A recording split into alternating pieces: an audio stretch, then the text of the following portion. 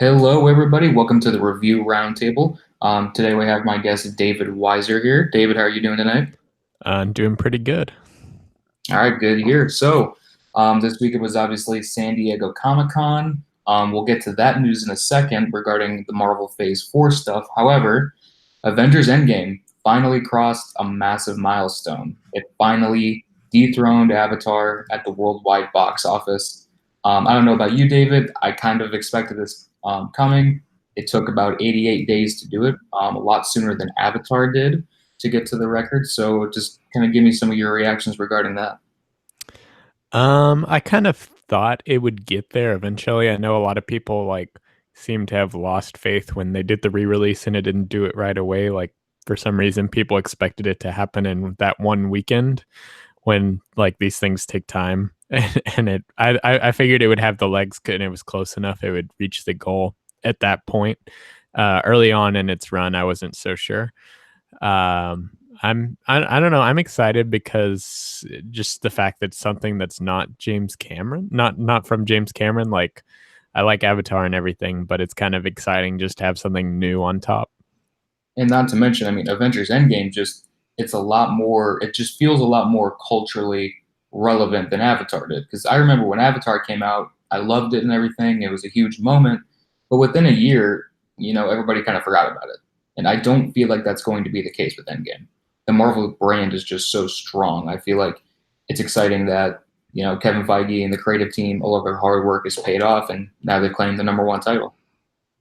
Yeah, totally agreed. So it's at 2,790,000,000. So it's just barely crossed it. But crossing it is crossing it because I think the number three was Force Awakens, and that was over $700 million away. Um, I know there was a lot of talk about the quote unquote re-release of Avengers Endgame, which technically it was just a re-expansion because it never did leave theaters.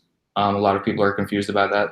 Um, but Avatar did the same thing. Avatar re-released a couple of times as well, so it's all fair game. Yeah, Whoever gets number one gets number one. So especially because Avatar did it to the point where it was. I don't think it even left theaters. It was like in theaters for like 10 months or so, mhm. something crazy like that. I remember it came out in December, and then I know they did a re-release in August.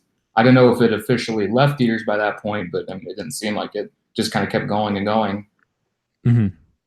Um, So now that that's out of the way, let's talk about the San Diego Comic-Con news, specifically the Marvel news of the Phase 4 slate. So first, we're just going to break it all down. I'm going to go in chronological order and just list everything.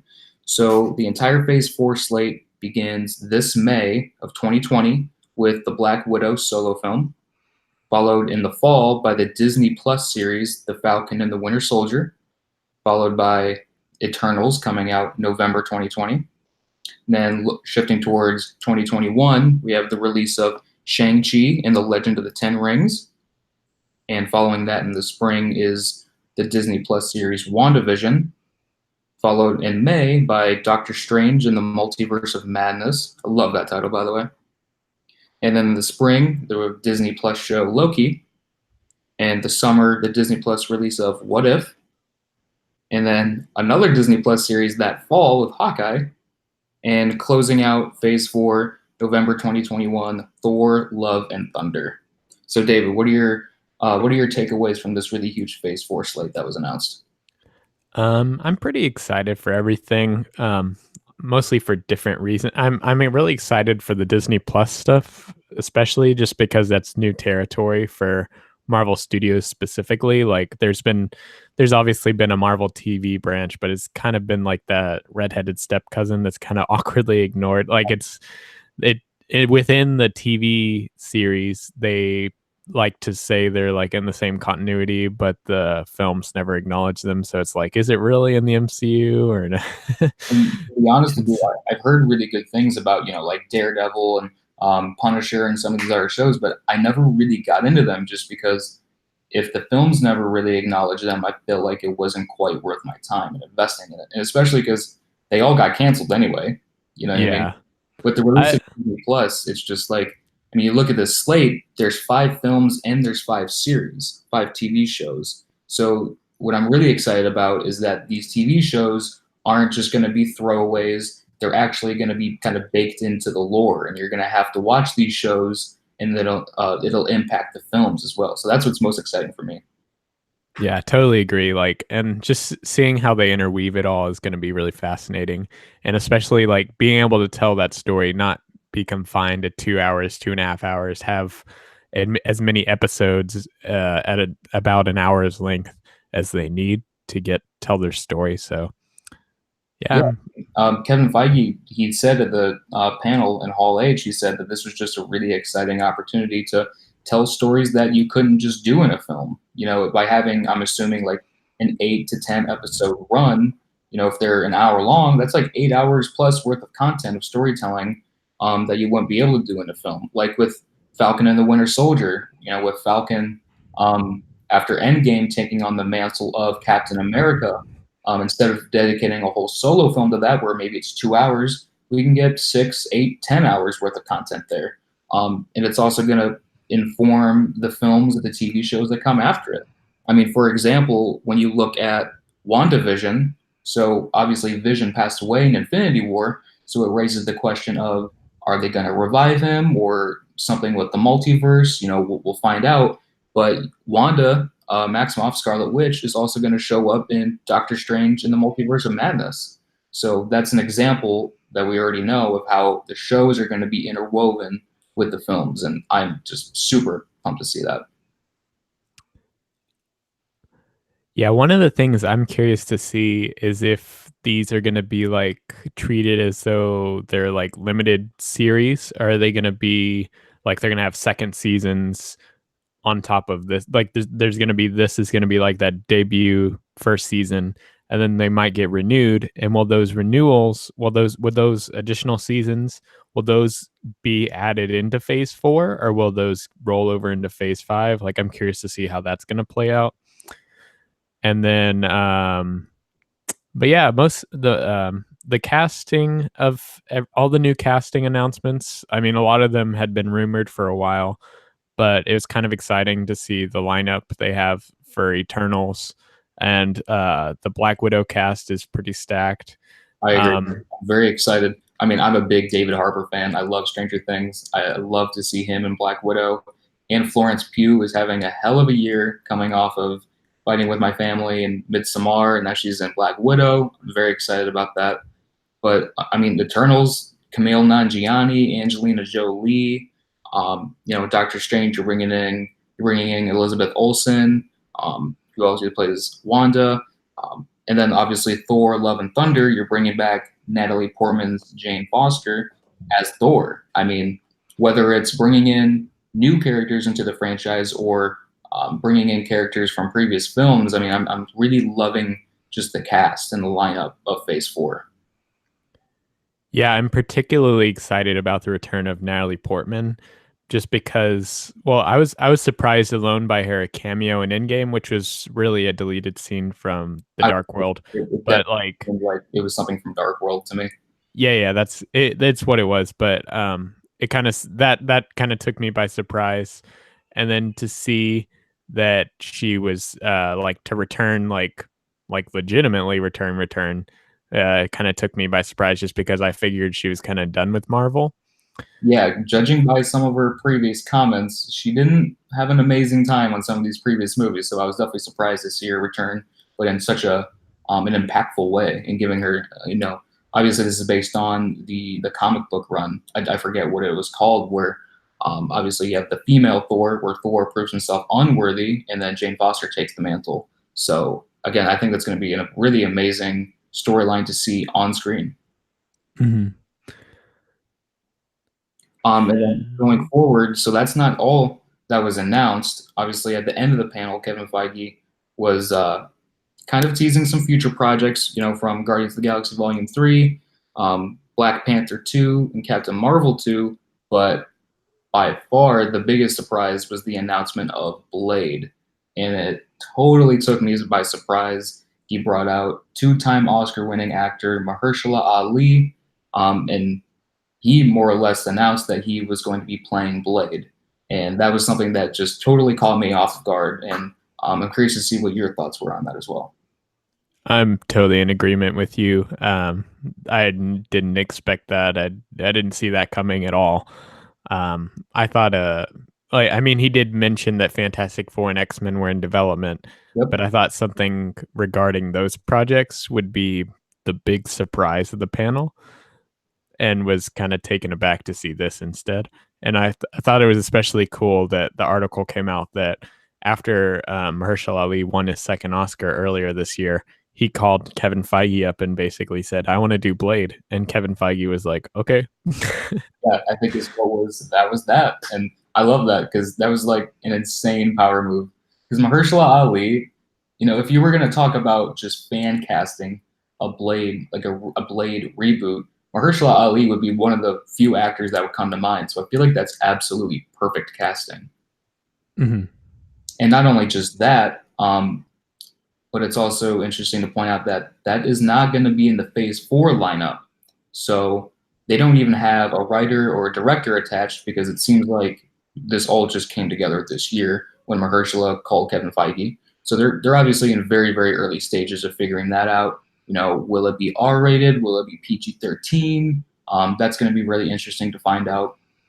But a lot of films are seemingly going to be in Phase 5. They still didn't announce officially the next Spider-Man film. And after the events of Far From Home, we know Spider-Man 3 is going to be a very important movie going forward. But then the release of Guardians of the Galaxy Volume 3 probably being delayed just for the fact that James Gunn is doing the Suicide Squad. So that makes sense. That checks out. Um, but they did announce a Black Panther 2 and a Captain Marvel 2, but just no release date. So we're all assuming that's probably going to be Phase 5. But even if it is Phase 5, I mean, that's an immense slate. The possibilities are really endless. And who knows if there's going to be more Avengers films down the road with this new lineup. But just all in all, I mean, this whole slate just really took me by surprise, especially the titles. And I think one of my favorite things about what they announced was just how weird some of these titles are. Like you look at Doctor Strange and the Multiverse of Madness. I think that's really awesome. It's definitely campy. I love it. I'm loving how cheesy these titles are getting, and especially with like the font. You look at the Thor Love and Thunder logo, and it's got like that blue orange tinge, and it to me it feels really reminiscent of like a Flash Gordon kind of image and aesthetic, and that's what's really exciting to me. Yeah, I feel like they might at D23 they might announce specific dates for those phase 5 films possibly. I'm not entirely sure. That's just one thing I think they might have up their sleeve. And then I believe the reason that Spider-Man 3 wasn't part of the slate is because it's a Sony release date, so Sony's responsible for that, I guess. And I did see some commotion on Twitter, probably not deserved, but I think it's worth pointing out that Kevin Feige was being interviewed. I forget by who, but he was being interviewed, and he said the reason that he didn't announce the Phase 5 lineup because they know what Phase 5 is going to consist of. They just haven't made it like officially public yet. And he said it was something about the fact that Phase 4 had 10 or 11 projects in there, so we felt like that was enough for the next couple of years. And I know somebody on Twitter was quick to point out that Kevin Feige had said 11, but if you look at the lineup it's 10. So maybe there's a surprise film or TV show in there, maybe Spider-Man 3. But then again, I'm not going to put a whole lot of stock into it just for the fact that you just simply might have caught Kevin Feige off guard. Mhm. But yeah, this whole San Diego Comic Con news, huge. Just super excited about what we're going to see here. Phase 4 seems like we're getting really weird. We're getting kind of deeper into like Eternals and Shang-Chi. I think those are worth pointing out. We're seeing more minorities. We're also seeing more female and minority support, not only in the cast, but in directing and writing positions. So I'm also really loving just how more diverse the Marvel universe is becoming, which is super awesome. Yeah, I second your thoughts there. Kind of neat to see. Well, I guess they technically did have their first female director with Captain Marvel, the Fleck and Bowden. But I guess first Yeah, solo female director. Eternals. I think female director on Eternals, correct? Yeah, Eternals, Black Widow, Yeah. I You know, think just those two as of right now. Widow. Yep.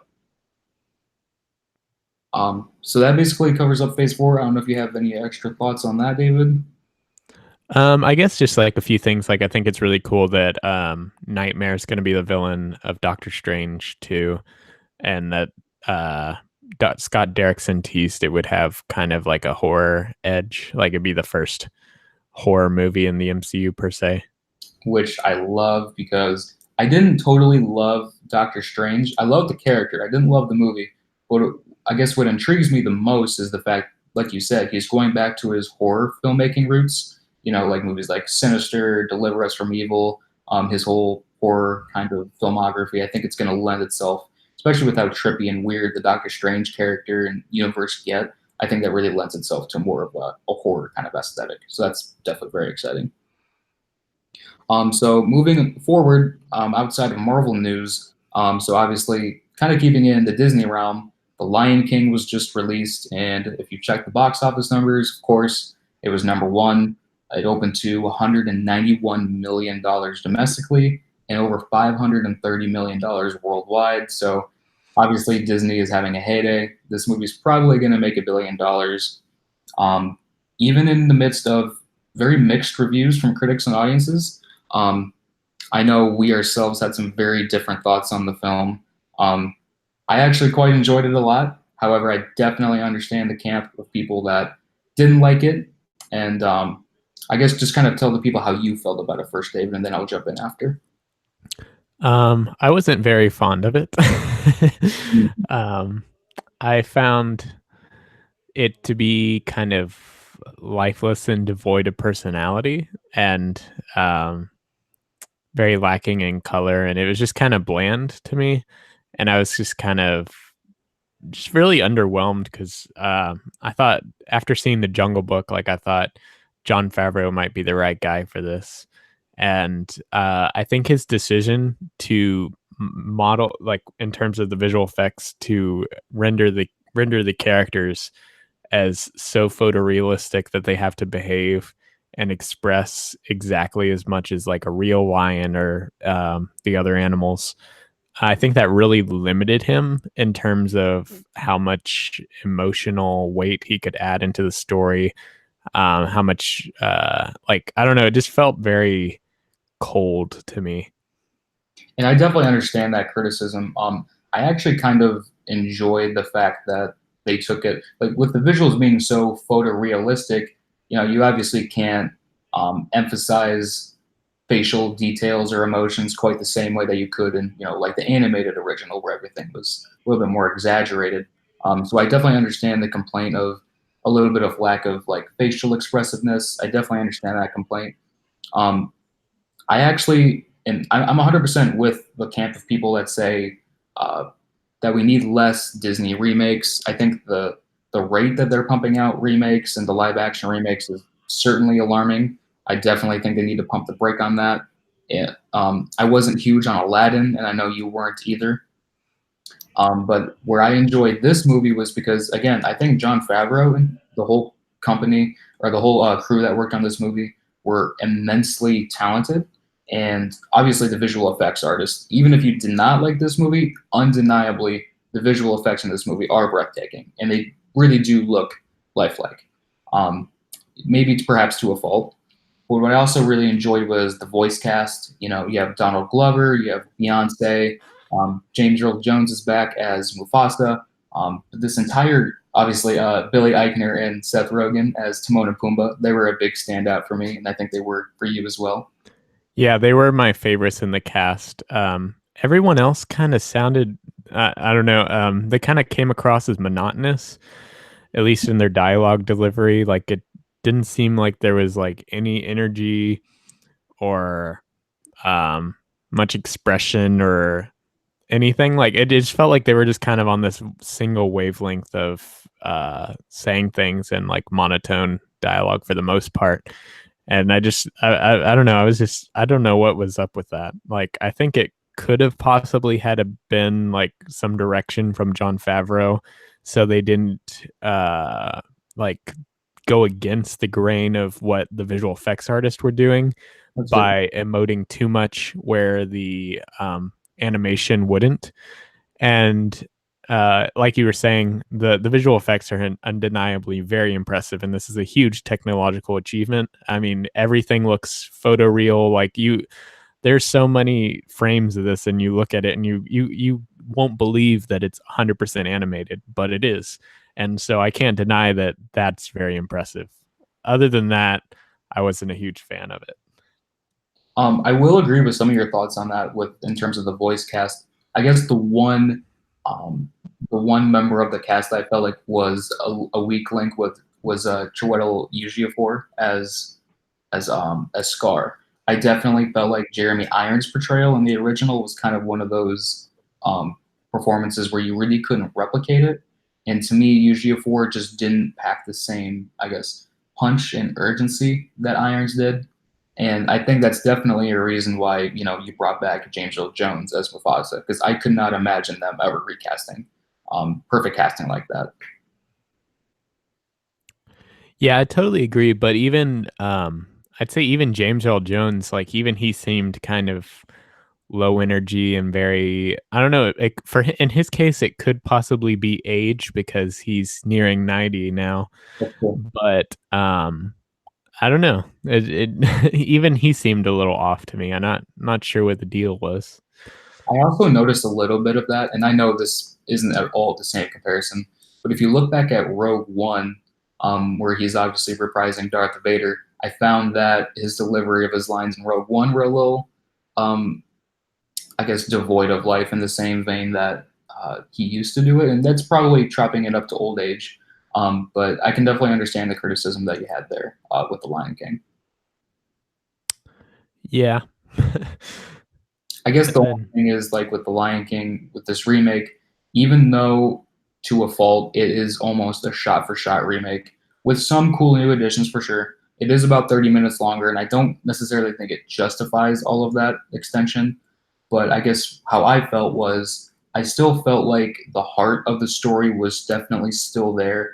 I felt like Favreau and the main performers, Donald Glover and Beyonce and James Earl Jones. I still felt like there was enough dramatic heft there. I still felt like there was a lot of passion for that story. And even though it isn't as good as the original, because the original is just as perfect as it gets, I still found myself enjoying it quite a bit. I enjoyed it more than Aladdin for what it's worth. Um, and I know Disney also has Mulan in post production, and I believe they're casting. Uh, what is it they're casting right now? The Little Little Mermaid. Mermaid. Yep, The Little Mermaid. So, and as Aladdin is making $1 billion, as this is probably going to make $1 billion, it definitely is concerning to me. And I would prefer that they pump the brakes on these remakes in favor of original content. But for me, The Lion King was the exception. I actually enjoyed it quite a bit. Yeah, I'm actually looking forward to Mulan based on the trailer and the information that it's not going to have the music or Mushu. I feel like that's going to be make it stand apart, and it's going to be unique, and it's going to be like a different take on the material. And it looks like a martial arts epic, like war epic. And so it looks, I think it has a lot of potential. So I'm very excited to see that. Um, I feel like Little Mermaid's gonna be similarly a shot for shot remake, but we'll see. Maybe they'll surprise. I will agree with you on the Mulan trailer. That trailer did feel very epic, just in terms of you mentioned like the wartime feel of like the cinematography and a little bit more of like an epic samurai film. That definitely does intrigue me. But I will echo your sentiments on the Little Mermaid, or yeah, the Little Mermaid. I do feel like there is only so much that you can change to that point. And I know they just cast their Ariel, they're casting Prince Eric, and all of this, so I don't know when the release date is for that one. Is it 2020 or 2021? They don't have a release date yet. At least they haven't. I don't think they've publicly announced it, but I guarantee it'll come next month at D23. I bet Disney will have like at least at the last D23, I believe they put up like a graphic with like all their release dates for like the next like 2 to 3 years or so. So I wouldn't be surprised if they did something similar. And I'm also hoping that we get possibly some Star Wars information at D23.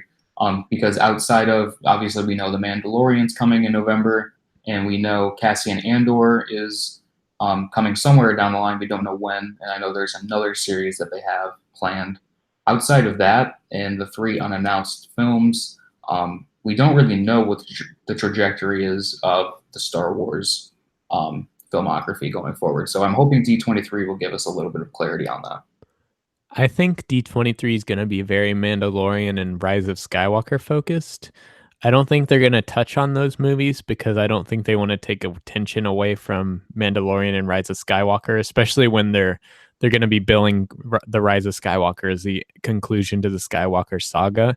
I don't think they want to confuse audiences by making them think this is the end and then telling them there's a Star Wars movie in 3 years. I think that would be kind of I can see that Disney wouldn't want to do that. What I'm expecting to see at a D23 in regards to Star Wars is they've already announced there's going to be a Mandalorian panel and there's going to be emphasis on Rise of Skywalker during their live action panel. In the Mandalorian panel, I feel like they'll probably discuss more character details and stuff, and then probably have to release their first trailer because it launches in November and they haven't released anything publicly. I wouldn't be too surprised if it was the same footage they showed at Celebration, which I was in the overflow room and I was very impressed by that. Yeah, I also saw the leaked footage and it looked amazing. And despite it not being released to the public, even if it was just the same exact footage released to the public, I mean, it is impressive. I have to say, it looks unlike anything that they've done in Star Wars before. And again, Jon Favreau was spearheading that, and I have all the confidence in the world that he's going to pull that off. I mean, they already got renewed for a second season, so Disney is clearly very happy with the product that he's delivered. Yeah, and then in regards to the Rise of Skywalker, I think it's just going to be like probably minor details about like creatures or something, and then they'll release a behind the scenes reel. Yeah, I think it's gonna mirror very closely to the marketing campaigns for The Force Awakens and Last Jedi, and both of those had behind the scenes reel at San Diego Comic-Con and D23 respectively, and they might release a poster. yeah. I also think they're probably only going to release one more trailer for Rise of Skywalker, and as you pointed out, it will probably follow in the same trajectory as The Last Jedi, because the teaser came out in April in 2017 for The Last Jedi. Then they didn't release the final until like October. So I'm anticipating something similar here. Yeah, it's gonna be an October Monday Night Football, just like Yeah. all the previous ones. The Solo, Rogue One, The Force Awakens, and The Last Jedi all had their last trailers premiere at us during a Monday Night Football game. So, Yep. So we know where to look come October. mm-hmm. All right. Well, David, thank you so much for joining me tonight. And thank you, everybody, for watching. This has been the Review Roundtable again. Thank you, David, for coming and joining me tonight. No problem, man. All right. And we'll see you guys next time.